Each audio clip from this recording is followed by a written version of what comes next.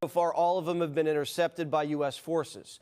And now U.S. Central Command's responding with self-defense strikes on Keshem Island, right at the hook of the strait. This all started earlier today when the Iranians began targeting commercial vessels in the Gulf with drones. We knocked all of them down. Our Navy also hitting back, blasting a blockade runner heading toward Karg Island. CENTCOM forces gave the ship, the Botswana-flagged MT Lexi, 24 hours to turn around. She didn't. So our Hellfire missiles pierced straight through her engine room. That's now the 6th ship disabled so far. The message is clear. If you want to test the blockade, you're going to pay. The mullahs still have some fight in them, and they're also showing new signs of life.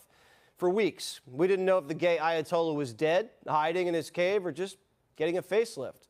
But now, for Pride Month, he's coming out. Are you confident he's still alive, by the way? Yeah, I think there's indications that, in fact, we've not heard from him publicly. We haven't seen him publicly. And I would imagine, given what's happened to multiple leaders in that system, being very public is probably not something that's recommended for them internally.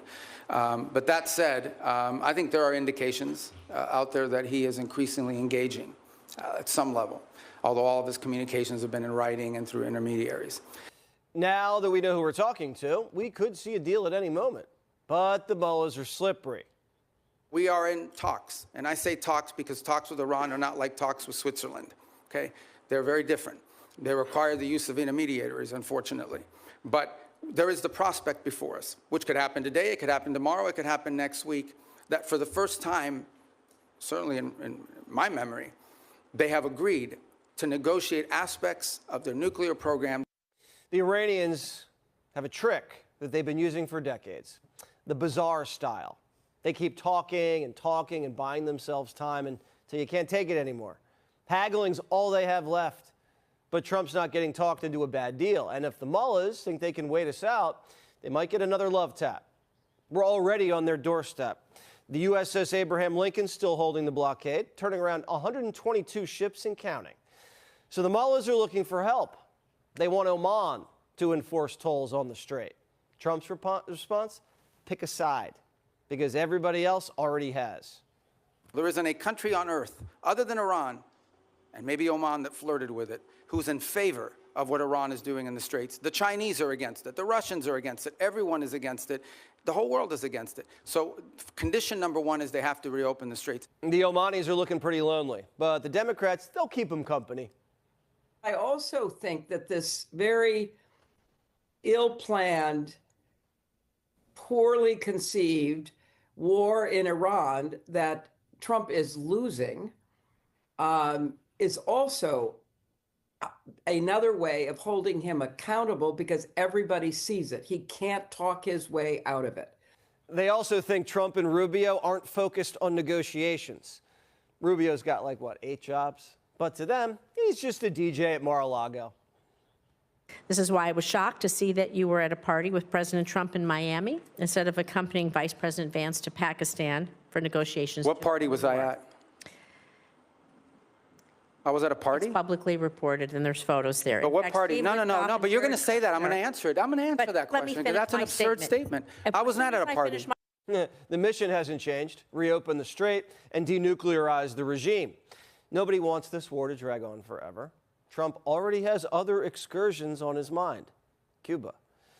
And he's still flirting with making Canada the 51st state. So who knows what's next? John Teixeira is the former Deputy Undersecretary of Foreign Affairs and former Senior Defense Attaché in the Middle East.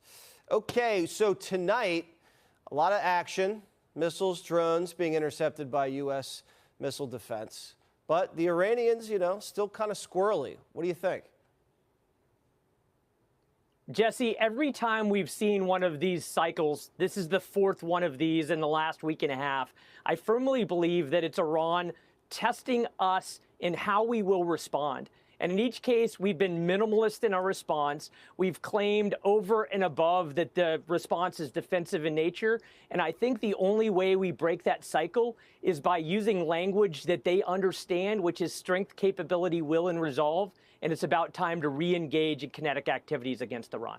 So you think drop the ceasefire, finish off the target list?